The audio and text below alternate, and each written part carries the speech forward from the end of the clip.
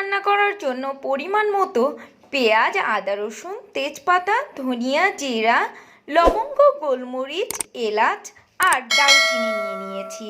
এখানে আমি পেঁয়াজ আর তেজপাতা বাদে বাকি উপকরণগুলো একসাথে ব্লেন্ডারে ব্লেন্ড করে একটি মশলার পেস্ট তৈরি করে নিব। আপনারা কিন্তু চাইলে এক্ষেত্রে গোটা মশলা বা গুঁড়া মশলাও ব্যবহার করতে পারেন। ফিরে আসছি মশলার পেস্টটি তৈরি করার পর।